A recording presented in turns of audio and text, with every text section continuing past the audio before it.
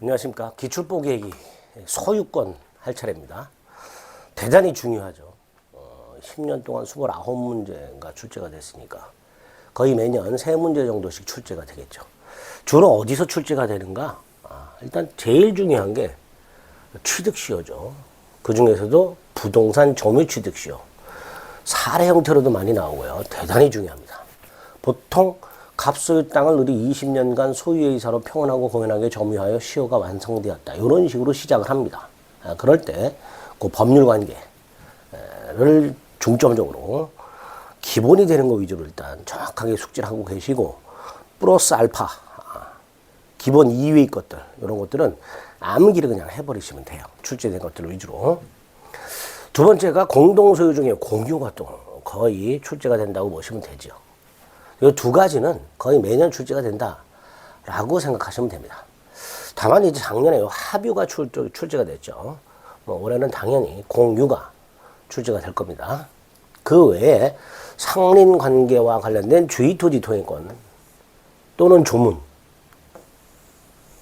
그 다음에 법률 규정이나 소유권 취득 원인 중에서 첨부라는 게 있죠. 부합, 혼화, 가공. 그 중에 부합. 부합 중에서도 부동산의 부합. 이런 것들. 그다음에 소유권의 효력이라고 해서 소유권에 기초한 물권적 청구권이 또 나오죠. 소유물 반환 청구권, 소유물 방해 제거 청구권, 소유물 방해 예방 청구권. 특히 최근에 소유물 방해 제거 청구권과 관련해서 그 방해 개념. 도대체 방해가 뭐냐? 요거를 대법원 판결이 있어요. 그걸 위주로 질문을 물어보게 됩니다. 어쨌든 이런 식으로 출제가 된다 생각하시고 보겠습니다. 1번 같은 경우에는 아주 쓸데없는 질문이에요. 문제. 이거 왜 우리 시험에서 출제했는지 모르겠지만, 민법에 뭔가 주의무라는 게 있어요. 쉽게 말하면 이제 조심조심, 뭔가를 조심조심 해야 될 의무죠. 그게 주의무인데, 이 주의무가 두 가지가 있어요. 자기 재산과 동일한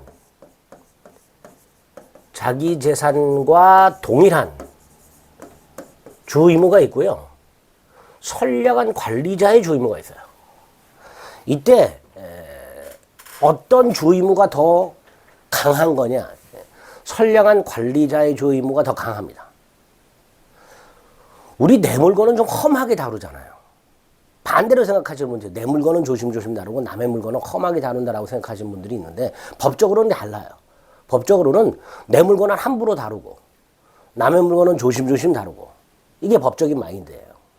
그래서 선량한 관리자의 주의무가 훨씬 더 강한 주의무입니다. 다만 이때 선량한 관리자의 주의무는 보통 일반인의 관리자의 주의무, 일반인의 상식적인 주의무예요. 상식적인 주의무.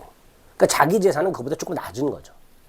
근데 어쨌든 이렇게 주의무가 두 가지가 있는데, 문제에서 선량한 관리자의 주의무를 부담하지 않는 것은 그랬잖아.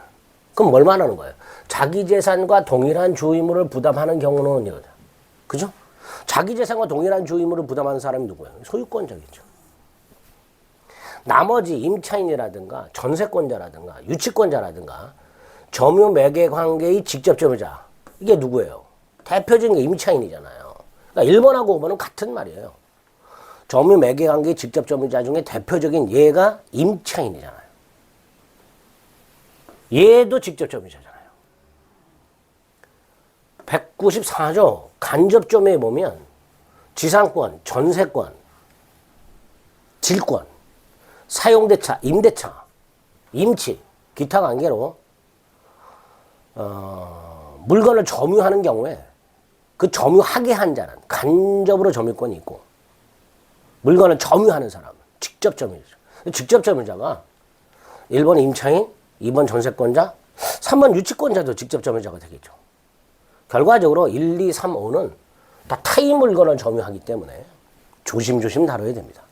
선량한 관리자의 주의무를 부담합니다. 반면에 내 물건은 함부로 다루겠죠. 4번이 답일 겁니다. 이걸 왜 출제했는지 이해가 좀 안 됩니다. 우리 시험에서 나와서는 안 되는 문제입니다. 2번, 상린관계, 인접한 부동산 소유자 사이의 소유권의 상호 충돌을 조정하는 관계죠. 상린관계는 크게 두 덩어리예요. 조문하고 주의토지 토행권하고 두 가지예요. 그중에 주의토지 토행권이 대단히 자주 나오는데 상린관계에서는 조문을 가끔 물어보기도 합니다. 그리고 조문을 물어볼 땐 주로 경계와 관련된 조문들을 물어봅니다. 경계표라든가 이런 것들, 담, 설치 같은 것들. 기타 나머지 조문들은 거의 출제가 안 됩니다. 뭐 한 20년 만에 한 번, 30년 만에 한 번 출제가 될까 말까. 근데 최근에 이렇게 전혀 출제가 안 됐던 것들을 출제를 하는 경우가 간간히 있어요. 그럼 이제 그런 것까지 우리가 준비를 해야 되느냐? 그럴 필요 없습니다. 한번 출제가 되면 또다시 20년, 30년 동안은 절대로 출제가 안 될 거예요. 그런 것들이 2번, 3번 같은 지문들입니다.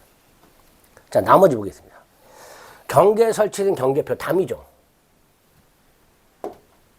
이 담은 원칙적으로 공동비용으로 설치합니다. 인접한 토지 소유자가 공동비용으로 설치를 해요. 그렇게 설치한 경계표는 공유로 추정합니다. 여기서 상린자라는 건 인접한 부동산 소유자라고 생각하시면 돼요. 공유로 추정합니다. 두 번째, 공유지만 분할이 금지가 된다는 거까지 기억을 하시면 돼요. 분할 금지. 2번, 토지 소유자는 이웃 토지로부터 자연히 흘러내려오는 물을 막지 못한다. 뭐 당연하죠. 상식의 문제입니다. 토지 소유자는 첨한물이 이웃에 직접 낙하지 않도록 적당한 시설을 해야 되겠죠. 역시 상식입니다.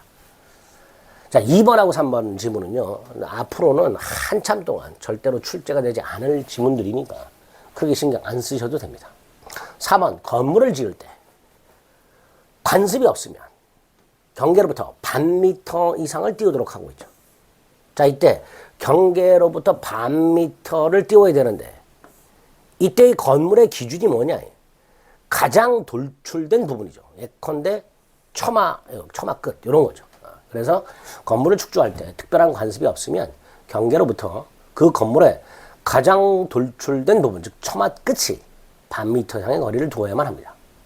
역시 옳은 지문이죠. 5번, 토지 경계에 담이 없을 때 공동비용으로 담 설치할 수 있다고 그랬죠. 그러니까 어느 일방이 상대방에게 담 설치하자라고 청구하게 되면 당연히 상대방은 설치해야 될 의무가 있는 거죠. 공동비용으로.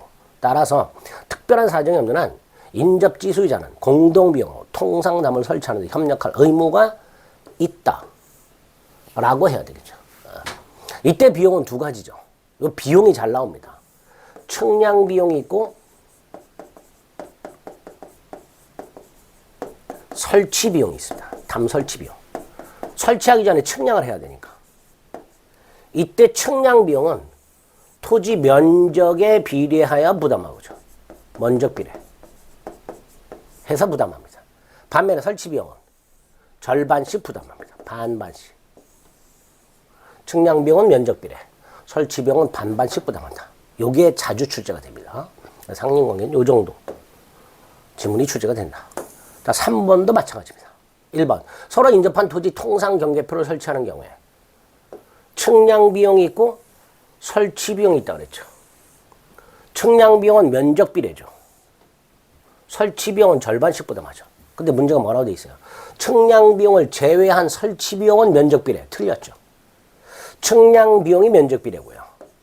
설치 비용은 반반씩 부담한다고 그랬습니다. 1번이 틀렸죠. 자, 2번.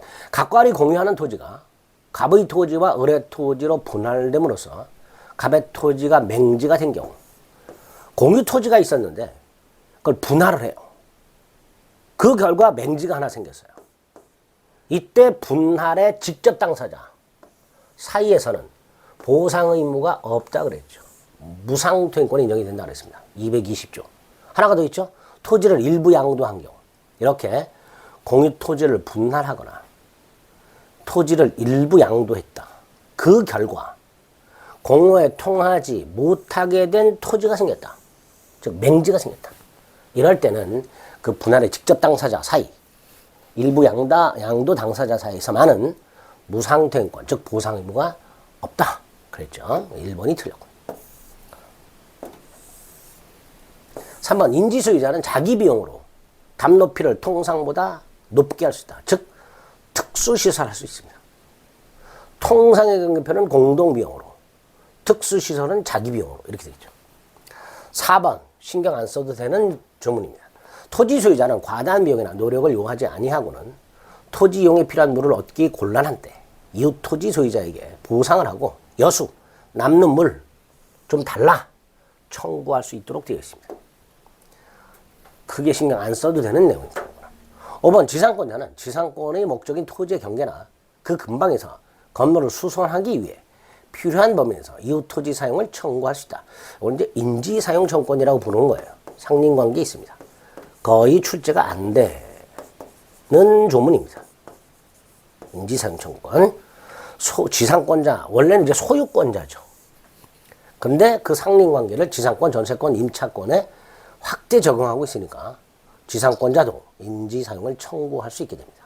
4번하고 5번은 3, 4, 5번은 크게 신경 쓰지 않아도 되는 조문입니다. 자, 1번, 2번 조심하시기 바랍니다. 4번 상린관계 인접지, 수목뿌리. 자, 인접지에서 넘어온 두 가지 나뭇가지 수지라 하죠. 수목뿌리, 목근이라 하죠. 나뭇가지, 나무 숫자, 가지지자. 수목뿌리. 나무 목자, 뿌리 근자, 목근. 네. 인접지 경계를 넘어온 이웃 토지 소유자의 나뭇가지나 뿌리가 경계를 넘어왔다. 나뭇가지는요, 제거를 청구합니다. 반면에 목근은 임의로 제거할 수 있습니다. 어렵지 않죠. 주의토지 통행권자는 당연히 통행하고 통로 개설해야 되죠. 그 비용은 당연히 통행권자가 부담하는 게 원칙이겠죠. 3번 통행지 소유자가 주의토지 통행권에 기초한 통행에 방해되는 담장을 설치했다. 통행권의 효력 중에 하나가 이 철거예요. 철거. 주의토지 통행권을 가지고 할 수 있는 게 뭐냐? 당연히 통행할 수 있고요. 통로 개설할 수 있고요. 포장도 가능하고요. 도로 포장. 거기에다가 통행권에 방해가 되는 담장 따위를 철거까지 가능합니다. 특히 통행지 소유자가 일부러 통행권 행사를 방해할 목적으로 담장 따위를 설치했다면 이때는 그 통행지 소유자가 철거해라. 이렇게까지 판결하고 있습니다. 4번 경계에 설치된 담이 상린자 공유인 경우 아까 말씀드렸죠. 분할할 수 있다 없다? 없다. 5번 경계선 부근에 건축 시 경계로부터 반 미터 이상의 거리를 두어야 하는데 반 미터를 띄우지 않고 이게 반 미터인데 2분의 1미터 이걸 위반해서 건물을 지었다. 당연히 인지 소유자는 철거를 청구할 수 있어요. 반 미터를 띄워라 이렇게. 그러니까 반 미터 안쪽에 들어있는 부분 이걸 철거를 청구할 수 있는데 다만 공사가 완성이 되거나 또는 공사 착수 1년이 지났다. 이럴 때는 철거는 더 이상 청구하지 못하고 손해배상만 청구할 수 있습니다. 따라서 5번 건물이 이미 완성이 됐어요. 이때는 철거는 청구할 수가 없고 손해배상만 청구할 수 있습니다. 이렇게 출제된 거 위주로 확인하시되 향후 10년 이상 출제될 가능성이 없는 것들은 제외하고 나머지들 확인하시면 되는 거예요. 제외하는 거 제가 말씀을 드렸고요. 5번 상린관계 기역, 니은, 디귿 앞으로 절대로 출제될 가능성이 없는 내용들입니다. 기역은 생활방해 금지 청구라고 해서 소음, 진동, 액체, 열기체, 냄새 등으로 생활에 방해를 받는 경우가 있잖아요. 그럼 당연히 하지 말아라. 청구할 수 있어야 되겠죠. 그게 생활방해 금지 청구권이라는 권리가 상린관계에 있습니다. 그 내용입니다. 토지 주변의 소음이 사회통념상 상식적으로 참을 수 있는 한도를 넘지 않아. 당연히 이땐 참아야죠. 참을 수 있는 한도. 사람이 살아가면서 소음을 내는 건 필연적이죠. 절간같이 살 수는 없잖아요. 그러니까 일반적으로 참을 수 있는 한도까지는 참아라. 근데 만약에 그 한도를 넘으면 그때는 소음 제거 청구할 수 있다. 그런데 넘지 않잖아요. 그럼 당연히 제거 청구 못하죠. 참아야죠. 니은 우물을 파는 경우에 경계로부터 2m 이상의 거리를 두어야 하지만 다른 특약이 있으면 특약에 우선한다. 뭐 그렇겠죠. 상린관계는 임의규정입니다. 자, 경계로부터 지하시설의 경우에는요. 경계로부터 2m를 띄워야 되는 게 있고요. 파 내려가는 깊이의 반을 띄워야 되는 게 있어요. 경계로부터. 2m 띄우는 것들은요. 얕게 파는 것들이에요. 대표적인 게 우물과 정화조예요. 우물 깊이 파야 물 나오지 않냐? 아니죠. 깊이 파면 팔수록 끌어올리기가 힘들어요. 그러니까 얕게 판다고 생각하시면 돼요. 정화조도 마찬가지입니다. 얕게 묻어야죠. 깊이 묻어야 되는 거 아닌가요? 얕게 묻어야 빠졌을 때 기어 나오지 라고 생각하세요. 그래서 우물이나 정화조와 같이 얕게 파는 것들은 경계로부터 2m입니다. 반면에 지하실, 최근 건물들 같은 경우 뭐 지하 6층, 7층, 8층까지 막 파내려가죠. 이런 경우 지하실 같은 경우에는 깊이의 2분의 1 이렇게 띄워야 되는데 임의 규정이기 때문에 다른 특약할 수 있습니다. 토지 소유자가 부담하는 자연 유수, 자연이 흘러내리는 물을 그대로 막지 않아야 될 의무, 이게 성수 의무예요. 여기에는 적극적으로 소통을 유지할 의무까지 포함되는 거 아니에요. 소극적으로 막지만 않으면 돼요. 아까 살짝 봤죠. 어디가 있었지?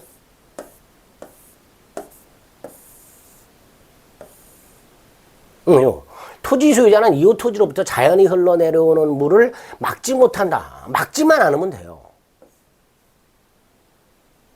적극적으로 파가지고 소통까지 해야 될 의무는 없는 거예요. 그렇죠? 막지만 않으면 됩니다. 그래서 옳은 것은 니은 하나 이렇게 보시면 되겠죠. 다만 요 기역, 니은, 디귿 다 전혀 신경 안 써도 됩니다. 자연유수, 자연이 흘러내리는 물, 성수의 의무, 막지 않아야 될 의무로 끝. 적극적으로 소통까지 해야 될 의무까지는 없다. 뭐 이렇게 생각하시면 되겠습니다.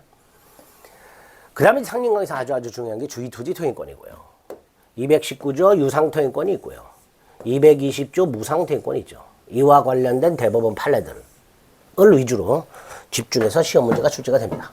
자, 먼저 1번. 주의토지 토행권은요. 땅이 맹지거나 또는 공로로 통하는 통로가 있지만 제 기능을 하지 못할 때, 요럴 때 인정이 되죠. 그래서 토지와 공로 사이에 기존 통로가 있지만 부적합해. 다시 말해서 기능을 제대로 하지 못해. 이런 경우도 인정되죠. 맹지 경우만 인정되는 게 아니라 통로가 있긴 있되 제 기능을 못할 때, 이럴 때도 인정이 됩니다. 2번. 주의토지 토행권이 인정이 될 때 그 범위와 폭이 어느 정도 인정되느냐? 현재 토지 이용 상황을 고려한 범위와 폭까지만 인정이 되고, 장차 그 토지의 이용 상황까지 미리 대비해서 범위와 폭을 정하지는 않습니다. 왜? 장차 그렇게 이용 안 할 수도 있잖아요. 그러니까 현재 토지의 용법과 범위, 현재 토지 이용 상황에 맞는 토지 용법에 맞는 범위와 폭까지만 인정이 되고, 장차 이용상까지 대비해서 미리 범위와 폭을 정하지는 않습니다. 당연히 통행권자가 통로 개설 비용을 부담해야 되는 게 원칙이겠죠. 통행권자가 부담을 해야 될 겁니다. 4번. 통행지 소유자가 주의토지 통행권에 기초한 통행에 방해되는 축조물을 설치했다. 아까도 봤죠. 담따비를 설치했다. 통행 방해하려고. 그러면 그 통행지 소유자가 철거해라. 상린관계 일종이고 소유권의 일종이니까 당연히 등기 따위는 할 필요가 없죠. 이런 것들이 출제가 되는 거예요. 출제된 거 위주로 결론을 기억하시면 됩니다. 주의토지 토행권 꼭 정리해 두시기 바랍니다. 자, 그 다음에 7번. 소유권에 관한 설명으로 틀린 것은 동그라미 1번은 토지 소유권의 평면적 범위가 어디까지냐의 문제인데, 일단 대법원은 원칙이 현실 경계와 지적도상의 경계가 일치하는 게 보통 이겠지만, 현실 경계와 지적도상의 경계가 다를 때 원칙이 지적도상의 경계입니다. 이게 원칙이에요. 지적도상의 경계를 기준 삼아 토지를 구분하라. 다만 지적도상의 경계가 기술적 착오로, 즉 측량을 잘못해서 기술적 착오 또는 측량 오류라고도 합니다. 기술적 착오 또는 측량 오류로 지적도상의 경계와 현실 경계가 달라. 요때는 현실 경계를 기준으로 하게 됩니다. 그러니까 원칙과 예로 나누시면 돼요. 원칙은 지적도상의 경계, 다만 기술적 착오로 인한 청량 오류로 달라졌을 때는 실제 경계 이렇게 되겠죠. 2번 토지가 포락됐다. 포락됐다는 건 물에 잠겨버렸다 이런 뜻이에요. 영원히 물에 잠겨버렸다. 해일 등으로 땅이 깎여 나가거나 댐 건설 등으로 땅이 수몰이 되거나 이런 게 포락이라고 생각하시면 돼요. 원상복구가 불가능하다. 그러면 당연히 그 토지 소유권은 절대적으로 소멸하겠죠. 따라서 나중에 설령 성토했다 하더라도 이미 소멸한 권리는 소유권은 부활하지 않습니다. 3번 남의 땅을 통과하지 않고는 필요한 수도를 설치할 수 없는 토지 소유자. 그 승낙 없이도 수도를 시설할 수 있다. 수도 시설권이라는 게 있죠. 수도 시설권. 3번은 신경 안 써도 되는 지문입니다. 이것도 아마 향후 20년 이상은 출제가 안 될 겁니다. 수도 등 시설권. 개인이 수도 시설하는 경우는 거의 없으니까 한번 눈도장 찍고 넘어가시면 됩니다. 4번 포위된 토지가 맹지를 말하겠죠. 공로에 접하게 됩니다. 공로에 접하게 되면 주의 토지 통행권이 필요가 없어졌죠. 아, 필요가 없어졌으니까 소멸해야죠. 필요가 없어졌으니까 굳이 존속할 이유가 없죠. 4번 틀렸죠. 5번 증축된 부분이 기존 건물과 구조상 이용상 독립성이 없으니 기존 건물의 합체가 되겠죠. 이게 부합입니다. 구조상 독립성이 없으니까 당연히 기존 건물의 합체가 돼야 될 겁니다. 4번이 틀려요. 8번 시효 취득할 수 없는 거. 자, 시효 취득이 뭐예요? 타인의 부동산 또는 동산을 일정 기간 점유함으로써 소유권을 취득하는 게 시효 취득이죠. 두 번째, 소유권만 시효 취득하는 건 아니죠. 지역권에 가면 계속되고 표현된 지역권도 시효 취득할 수 있도록 되어 있고요. 국유재산 중 행정재산이 아닌 일반재산, 구잡종재산도 가능하죠. 땅인데 그 소유자의 이름을 몰라. 성명불상자 이렇게 되죠. 당연히 가능하고요. 지상권도 시효 취득이 가능합니다. 그런데 저당권 안 되죠. 유치권 안 되고요. 점유권 안 됩니다. 외워야 됩니다. 답은 저당권으로 나왔지만 유치권이나 점유권이 나올 수도 있습니다. 이렇게 저당권, 유치권, 점유권은 취득시효라는 제도를 통해서는 취득할 수가 없습니다. 암기의 문제입니다. 9번 취득시효. 자, 국유재산 중 일반재산 된다 그랬죠. 자, 2번 중복등기로 인해 무효인 소유권 보전 등기에 기초한 등기부 취득시효라고 되어 있는데요. 중복등기가 뭐예요? 등기부가 두 개가 있잖아요. 하나만 남겨두고 나머지는 무효죠. 무효라는 건 이건 등기부가 아니다라는 뜻이에요. 따라서 여기에 설령 소유자로 등기가 되어 있다 하더라도 소유자로 등기가 되어 있다 하더라도 이 자체가 등기부로 볼 수 없으니 이것도 등기라고 할 수가 없겠죠. 그러니까 당연히 등기부 취득시효는 인정되지 않게 됩니다. 등기부 취득시효가 인정되려면 소유자로 등기가 되어야 되는데 그 소유자로 등기가 되어 있는 등기부 자체는 유효한 등기부여야만 됩니다. 3번 취득시 완성으로 인한 소유권 이전 등기 청구권. 자, 갑소유 땅을 을이 20년 이상을 점유하면 을은 갑에게 이전 등기를 청구할 수 있죠. 이게 부동산 점유 취득시효죠. 그 이전 등기 청구를 말합니다. 이 이전 등기 청구는 양도할 수 있어요. 이전 등기 청구를 양도할 때 요 시효 완성 당시 소유자의 동의가 필요하냐? 필요 없습니다. 뭐하고 구별해야 돼요? 부동산 매수인의 이전 등기 청구하고 구별해야 되죠. 갑이 을과 매매를 했고 을이 병에게 전매를 했을 때 을 매수인의 이전 등기 청구는 매도인의 동의 없이는 양도가 제한된다. 이거하고 구별하셔야 되죠. 부동산 매수인의 이전 등기 청구는 전 매도인 갑의 동의 없이는 양도 못합니다. 반면에 취득시 완성이라는 이전 등기 청구는 원소유자 갑의 동의 없이도 양도할 수 있습니다.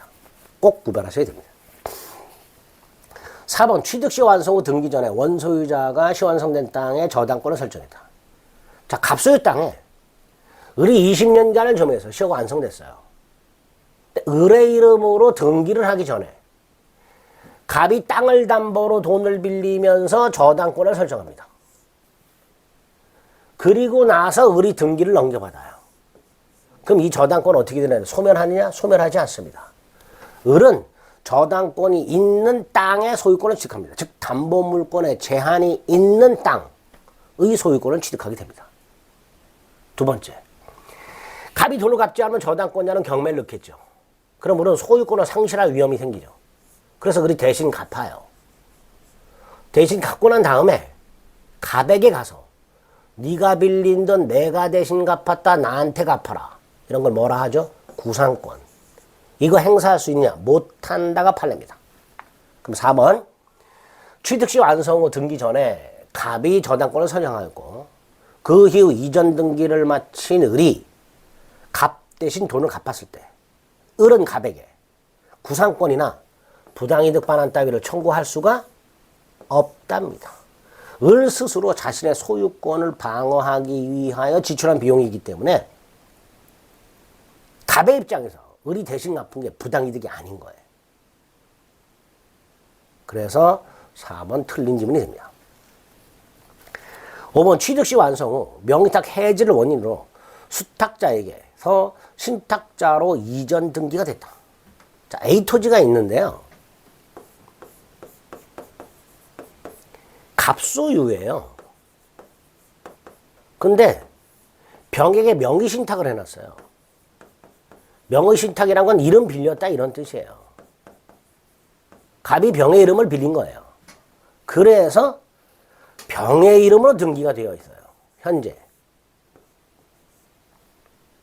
이때 이름을 빌린 사람을 명의신탁자, 빌려준 사람을 명의수탁자 이렇게 부르죠. 자, 지금 A토지가 갑소유인데 등기부에는 병의 이름으로 되어 있어요. 자, 그 상태에서 을이 20년을 점유합니다. 자, 근데 을이 등기를 하기 전에 갑병 간의 명의상 약정이 해지가 되고, 자, 명의상 약정이 해지가 됐다라는 말은 이게 유효한 명의신탁이었다 이런 뜻이에요. 이 명의신탁이 부동산 실권자 명의등기에 관한 법률에 적용을 받으면 무효예요. 그리고 무효인 명의신탁은 해지가 불가능합니다. 그런데 명의상 약정의 해지를 원인으로 수탁자에게서 신탁자로 등기가 넘어갔다라는 말은 이 약정 자체가 유효했다는 거예요. 그래서 이게 해지가 되고 등기가 이렇게 갑으로 다시 돌아갔을 때 을의 입장에서 보면 시완성 당시 소유자는 병이었었는데 그 후에 갑으로 바뀐 거예요. 즉 갑은 시효완성 후 제3자가 되는 거예요. 따라서 을은, 특별한 사정이 없는 한 을은 명의신탁자 갑, 등기를 되찾아간 갑에게 시완성을 주장할 수 없다. 이게 판례입니다. 틀린 것은 4번이다. 이렇게 보시면 되겠죠. 좀 어렵죠? 10번 점유취득시효. 부동산에 대한 악의의 무단점유 암기합니다. 악의의 무단점유 타주입니다. 판례에 의하면 악의의 무단점유 타주. 따라서 자주로 추정되지 않습니다. 집합 건물의 공용부분 복도계단. 당연히 취득시효 안 됩니다. 이게 답이죠.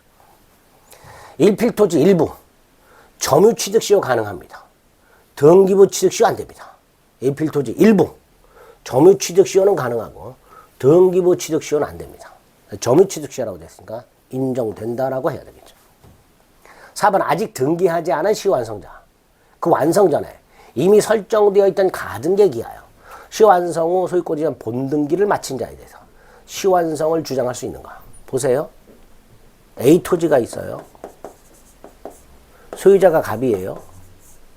가등기 병이 되어 있어요. 그 상태에서 을이 20년을 점유합니다. 순서대로 가등기가 먼저 되어 있고 을이 20년이 됐습니다. 그리고 3번 얘가 본등기를 합니다. 1의 1이죠 원래는. 그냥 순서. 세 번째 본등기를 합니다. 그러면 가등기에 기초해서 본등기를 하면 순위는 소급하지만 소유권은 본등기한테 취득하잖아요. 결과적으로 이 병은 을의 시효 완성 후에 소유권을 취득한 자가 되는 거예요. 그러니까 을은 병에 대해서 시효완성을 주장할 수가 없다. 이렇게 되겠죠. 5번 부동산에 대한 압류 또는 가압류는 점유취득시효를 중단시킨다. 우리 시험법이 바깥입니다. 압류 또는 가압류는 소멸시효 중단 사유예요.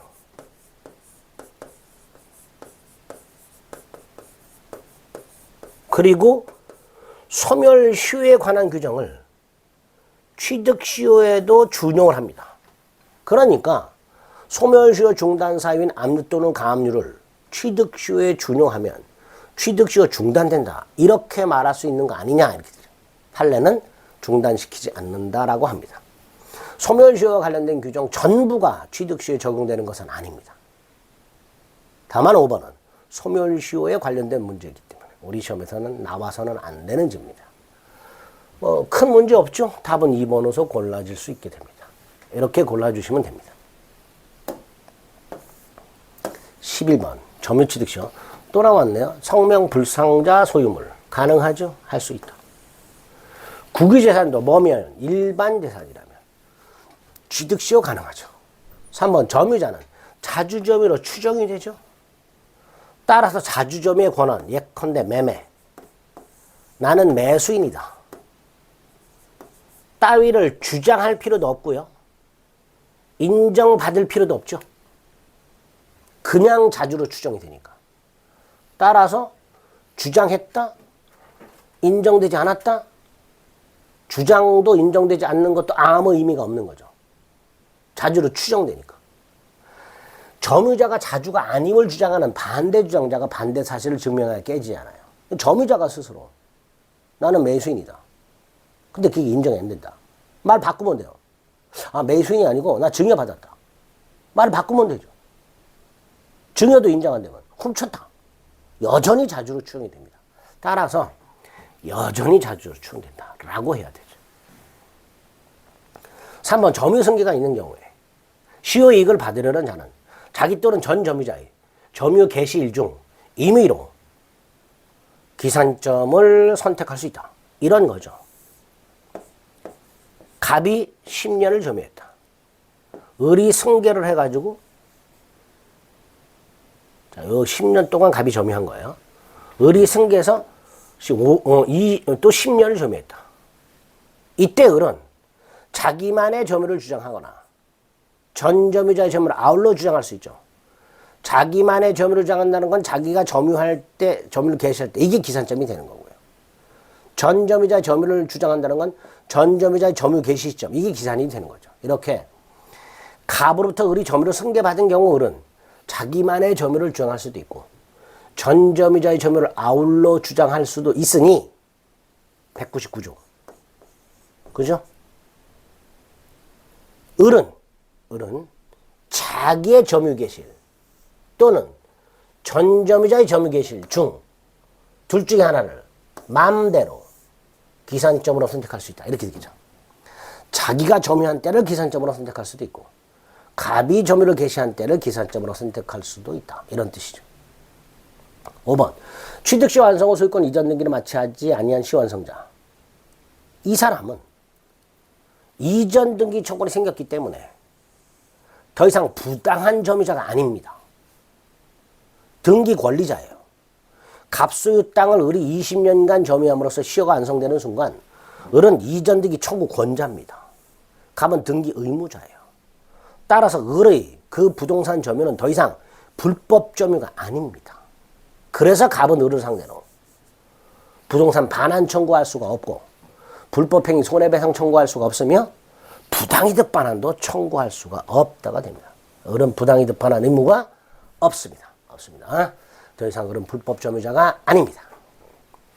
틀린 것은 3번이 되겠죠. 12번 부동산 점유취득시효 국유재산 중 일반 재산이어야만 시효취득 인정된다고 그랬죠. 계속해서 일반 재산이어야 된다고 그랬죠. 그러니까 일반 재산이 시효가 완성됐는데 행정재산으로 되어버렸어요. 그럼 더 이상 이전 등기 청구를 못합니다. 계속해서 일반 재산이어야 돼요. 점유를 개시할 때도 일반 재산, 시효가 완성될 때도 일반 재산, 등기할 때도 일반 재산, 즉 쭉 일반 재산이어야만 취득시효가 인정되고 이전 등기를 청구할 수 있습니다. 2번, 시효 완성 당시에 등기가 무효라면 그 등기 명의는 이전 등기 청구의 상대방이 될 수 없다. 점유 취득시 완성을 이유로 한 이전 등기 청구는 그 시 완성 당시, 자, 을이 점유를 개시하고 20년이 되는 날, 이게 시 완성이죠. 그 시 완성 당시 소유자를 상대로 이전 등기를 청구하는 거예요. 20년이 되는 날 소유자를 상대로. 두 번째, 그 20년이 되는 날 시 완성 당시 소유자는 주로 소유권 등기 명의인을 말할 거예요. 근데 문제가 생겼어.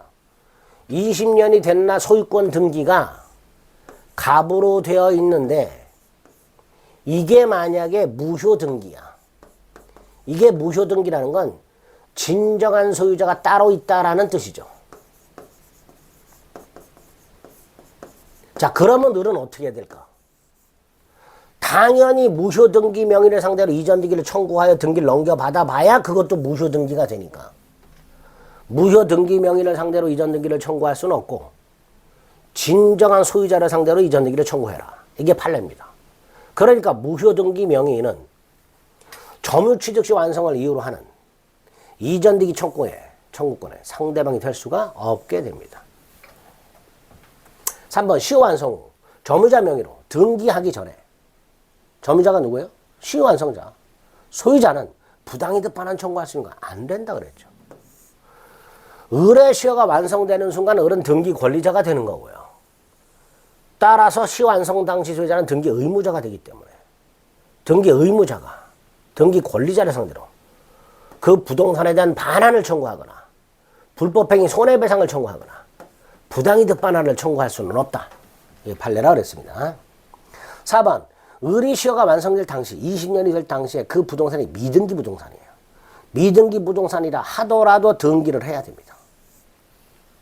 미등기 부동산 소유자 이름으로 보존 등기를 하고 시효완성자 이름으로 이전 등기를 해야 소유권을 취득합니다. 따라서 시효완성자, 점유자, 등기 없이 소유권을 취득할 수는 없습니다. 5번, 시효완성 전 부동산이 압류됐다. 아까 봤죠? 가압류, 압류, 소멸, 취득시효 중단 사유가 아니다. 이 나와서는 안 되는데 자꾸 이렇게 나옵니다. 작년에도 나왔죠. 욕먹었죠. 또 냈어요. 작년에. 욕먹었는데 또 냈어요. 내면 안 되는데. 13번. 사례 형태로 나옵니다. 자, 취득시효 문제가 사례 형태로 나오면 언제 점유를 개시해서 언제 시효가 완성됐는가 그걸 찾아야 됩니다. 그게 핵심입니다. A는 B의 X 토지를 매수하여 92년 2월 2일부터 2014년 현재까지, 이게 2014년 문제인데 현재까지 점유하고 있습니다. 그러면 92년 2월 2일부터 점유했죠. 언제 시효가 완성돼요? 20 더하면 되죠.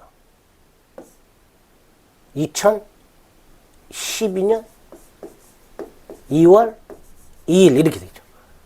그러니까 이 시효 완성 당시 소유자가 누구냐를 찾는 게 핵심이에요. A의 B에 대한 매매를 원인한 이전 등기 청구는 이거는 이제 시효 완성과는 상관없죠. B는 매수인이잖아요. A가 매수인이잖아요. 매수인의 매도인에 대한 이전 등기 청구는 원칙적으로 10년의 소멸시효에 걸려야 되지만 매수인이 스스로 점유하고 있다면 소멸시효에 걸리지 않는다 그랬죠.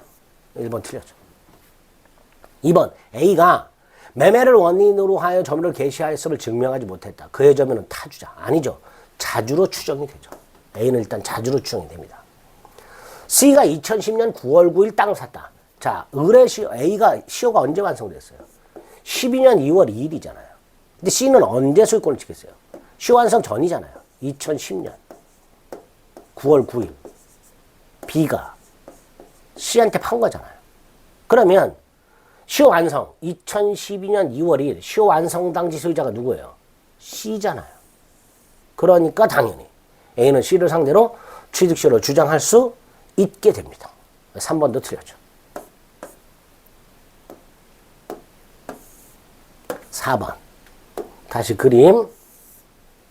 92년 2월 2일 점유 개시. 2012년 2월 2일 시효 완성. A가 13년 3월 3일 D에게. 3번 지문은 2010년. 이건 A군요. A가 2013년 3월 3일 D에게 X 토지를 매도하여 점유를 이전했습니다. A가 시완성자잖아요. 근데 얘가 등기를 하지 않고 D에게 전매를 한 거예요. 자, 이때 D. 2012년 2월 2일 소유자 B를 상대로 A의 취득 시효를 주장하면서 직접 이전 등기를 청구할 수 있냐? 없지요. 이걸 인정해버리면 당사자 합의 없이 중간 생략 등기를 허용하는 꼴이 되기 때문에 D는 A의 시완성을 이유로 B에게 직접 이전 등기를 청구할 수는 없습니다. 조심하실 것은 이게 좀 명확하게 출제가 됐어야 돼요. 왜냐하면 D는 여기다가 A의 이렇게 들어갔어야 돼요. 왜냐하면 2013년 3월 3일 팔았잖아요. A가. 그럼 이때부터 D가 점유를 개시했을 거 아니에요. 다시 20년이 경과하는 경우가 있을 수 있잖아요. D가. 만약에 2013년 3월 3일 이 땅을 전매해서 D가 점유한 상태에서 또다시 20년이 지나면 이때 D는 자신의 시완성을 이유로 이전 등기를 청구할 수 있습니다. 그러니까 이 4번 지문은 명확하지 않게 출제가 된 거예요. 이의 신청했고 받아들였죠. 어쨌든 D는 A의 시완성을 이유로 직접 이전 등기를 청구할 수가 없고 다만 D가 점유한 상태에서 다시 20년이 됐다면 D는 자신의 시완성을 이유로 직접 이전 등기를 청구할 수는 있게 됩니다. 5번 2가 14년 4월 4일 가등기했다. 가등기만으로는 소유권이 이해가 넘어가지 않잖아요. 그러니까 여전히 취득 취득할 수 있다. 이렇게 되겠죠. 여전히 취득 취득할 수 있다. 얘는 여전히 취득 취득할 수 있다가 될 겁니다. 이런 식으로 살펴보시면 되겠습니다. 4번이 조금 애매하죠. 자, 14번은 이제 부합과 관련된 거고요. 시간을 좀 달리해서 다음 시간에 살펴보도록 하겠습니다. 취득 시효까지 살펴보셨습니다.